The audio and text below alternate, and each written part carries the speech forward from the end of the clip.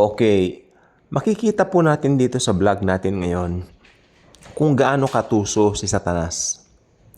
Kung papaano niya imimimik si Jesus sa lahat ng bagay.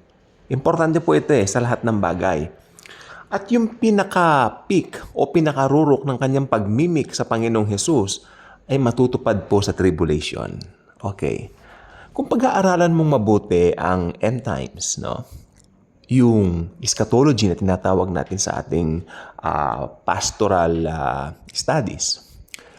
Ang end times po ay makikita natin as something na tumutukoy sa mga bagay na mangyayari sa hinaharap. Wherein, dito pa lang po sa aklat na ito, ang Bible, syempre, mula Genesis hanggang Revelation, nakalagay na po doon kung ano yung mga mangyayari. Kaya, tayong mga nagbabasa ng Biblia, especially tayong mga Christians, no, mga born-again Christians, syempre, sino pa nga ba, titignan nating mabuti yung konteksto ng mga binabasa natin. Tulad po nitong mangyayari sa tribulation. Sabi po ng Biblia, kasi ito pong umpisa ng tribulation, mangyayari pag na-rapture po ang church. Kahit balibaligtarin mo man yung hula sa Daniel 9:27, balibaligtarin mo man yung Thessalonians, no? Talagang iisa lang po ang binabanggit talaga doon. Meron tayong pre-trib rapture. Meron pong pre-trib rapture lamang. Hindi po ako may sabi nito. Ang banal na kasulatan. Kahit ano pa yung mga lectures na natutunan niyo from the past, iisa lang po ang binabanggit talaga Merong pre-trib rapture. Dahil sa kabutihang loob ng Diyos, hindi niya iaalaw na yung mga anak niya mag-undergo ng napakasamang panahon na yan. 7 taon sa kabuuan. Siyempre, meron pong first 3.5 years, ito yung tribulation, pero bakit tinawag na Great Tribulation yung second 3.5? Dahil worse. Walang katulad, walang katumbas. Yung mga nagsasabi, may sasabihin po ako sa inyo, ang na-observe ko po ngayon, syempre, papunta tayo sa topic natin mamaya, pero let me, because may connection to. Nag-umpisa ang taon na ito, 5 eroplano ang bumagsak.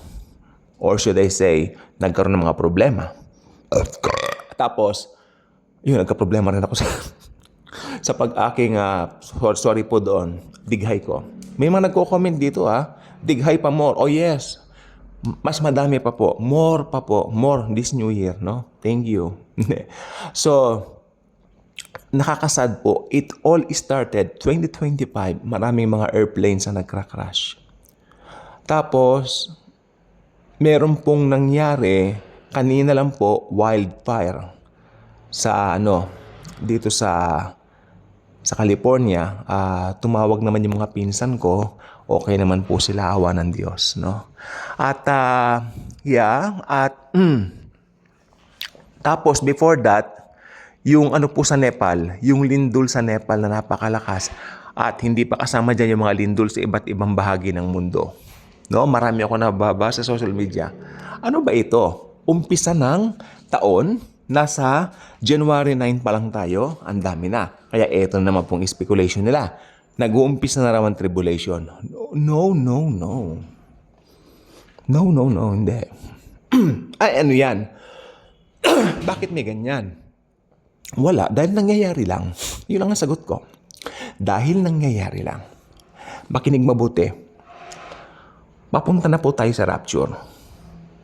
Hindi nangyari noong 2024. Now, what makes you think na hindi ito mangyayari ngayong 2025? Ang dami na pong mga nangyayari sa paligid. Mga Kristiyano, tayo lang po ang mahilig sa propesiya. Tayo lang po ang may alam ng propesiya sa Biblia. Amen? Tapos meron po akong napanood na vlog tungkol sa... Actually, medyo hindi na po natin naririnig yung tungkol dito sa Israel war at saka doon sa Middle East and something, no? Pero ang madalas kong marinig ngayon, sinasabi nila na si Ginoong Ronald Reagan. Tapos na yun di ba? Tapos na yung term niya. Donald Trump si US President Donald Trump, syempre, sino pa nga ba, no? Sinasabi nila siya raw yung Antichrist. Ito naman po sasabihin ko. The Antichrist will not appear while the church is still here. Ulitin natin, hindi mag-a-appear si Antikristo habang nandito pa ang church. Sino ba ang church? Building ba? No. The last time I checked, ang church ay tayo po, mga believers ni Christ Jesus mismo. Okay? So ano sinasabi ko sa inyo? Ang gusto ko lang po sabihin ay, paglabas nung Antichrist na yan pagkatapos ng rapture, diretso na po yung paggawa ni Satanas dito. Meron po silang tinatawag na unholy trinity. O yun, mimic na naman yan dito kay Jesus Christ. Because Jesus Christ, member ng tunay na trinity. Merong God the Father, God the Son, God the Holy Ghost. I think na-vlog ko to kanina, di ba? Tapos, merong mga roles, bawat isa. Okay, yung God the Father, isinugo niya si Jesus. Si Jesus, siya ang gumawa ng mga bagay-bagay upang matupad ang kasunduan, New Covenant. At ang Holy Spirit ang nagtatatak. Di ba? Okay. Ano naman po ang gawain ng, maganda to, unholy trinity? Sana po tatandaan po ninyo, may gawain po ang Trinity.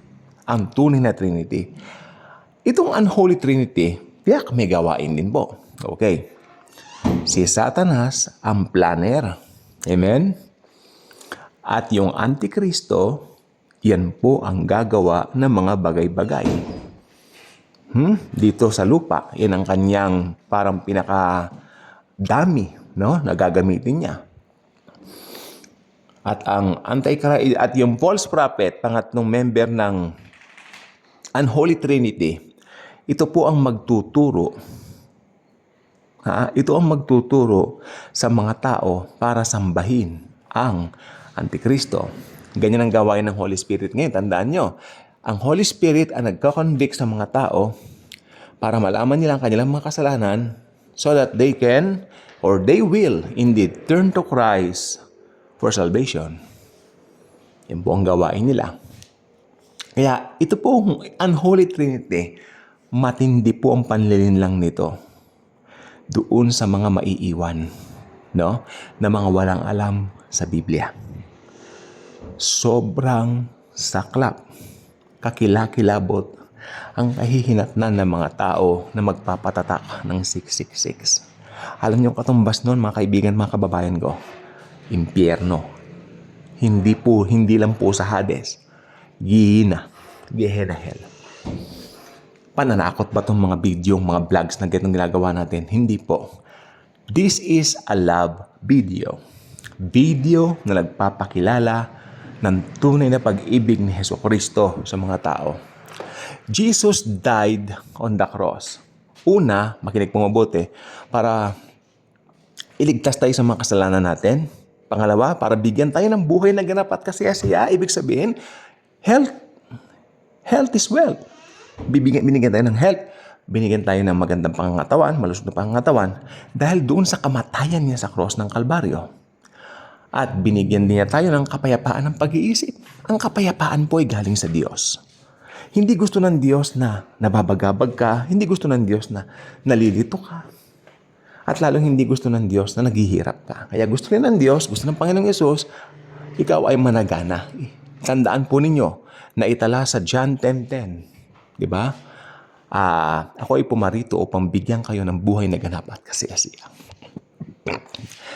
Mga words yan ng Panginoong Jesus nung nandito siya sa lupa ng 33 years. Ang puso ng Diyos ay ang puso ni Jesus. Dahil si Jesus ay Diyos. Amen? Si Jesus, pinaka-unique na person. 100% God, 100% man. Ang tawag natin diyan sa ating theological term ay hypostatic union. Kaya ito mong gusto ko sabihin po sa inyo mga kababayan, mga kapatid. Para hindi kayo maalinlang ng Antikristo pagdating niya rito. Ngayon pa lang po, Panampalatayanan nyo na namatay si Jesus sa krus upang bayaran ang lahat ng kasalanan ng mundo, past, present, future. At pagkatapos niyan, magkakaroon kayo ng buhay na relasyon sa Diyos Ama sa pamamagitan ng pagtatatak ng Diyos Espiritu Santo. Dahil si Jesus na Diyos Anak, nabubuo ang kanyang dugo sa krus ng Kalbaryo. Malapit na naman po ang mahal na araw at sa mahal na araw na ito, naway, kung hindi pa po nag-rapture lalo natin bulay ang kanyang finished work sa cross. Alam niyo po ba, ang buhay ng Kristiyano, hindi po yung magtatagumpay ka pa lang. Nope. Ang buhay Kristiyano po ay nagtagumpay na po tayo. So, ang starting point natin ay ang krus ni Jesucristo. Amen? From there, from the cross of Jesus, we achieve more victory and another victory, another victory, another victory. Okay, I want you to set an example for yourselves. Christians, born-again Christians like me. Okay, ito pong gusto sabihin sa inyo. Ikumpara ninyo ang mga buhay niyo sa hindi mga born-again Christians. Nakikita niyo ba ang kaibahan natin sa kanila? Tayo, lagi tayong masaya because alam natin ang tunay na kaligayahan nakadwell sa atin. May kanta ang Hillsong na dwelling places. Ay, di ba? Lovely are your dwelling places. Maganda yon. Ibig sabihin, ang dwelling place si Jesus sa ating puso. Masaya tayo. Alam natin si Jesus kasama natin. Mahal tayo, ingatan tayo. Amen? So, yan po ang gusto ko sabihin sa inyo. Ang unholy Trinity ay walang panama sa totoong Holy Trinity. Sabi ng Bible sa 1 John 4:4, greater is He who resides in you than he who resides in the world. Who resides in the world? Sino ba yung naka-reside sa world? Si Satanas. Pero, mas greater is He. Sino yung greater is He who resides in us, believers? Sino yun? Si Jesus. Dahil si Jesus, since He is God, amen, He is God, He's the creator of the universe, and He is truly in control of our lives. Just trust Him as your Lord and Savior. Alam mo na si Jesus lamang ang nagbayad ng kasalanan mo. Perfect sacrifice po yung sacrifice si Jesus. Walang makakatulad. Kasi once for all time yan eh. Diba? Kompleto. Kasi ang dugo niya, dugo ng Diyos. Amen?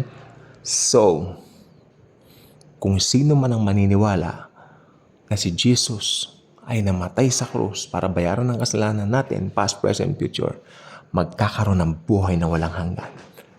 Huwag kayong magsasawang pakinggan ng John 3:16. Ito po ay perlas. Ito po ay ginto. Higit pa sa ginto. Tandaan nyo ang mga ginto at mga perlas. Lalakaran lang natin yan pagdating natin sa kalangitan. Sa third heaven ito sa kaharian ni Jesucristo na Panginoon natin na nagmamahal sa atin. Good night and God bless po sa ating lahat.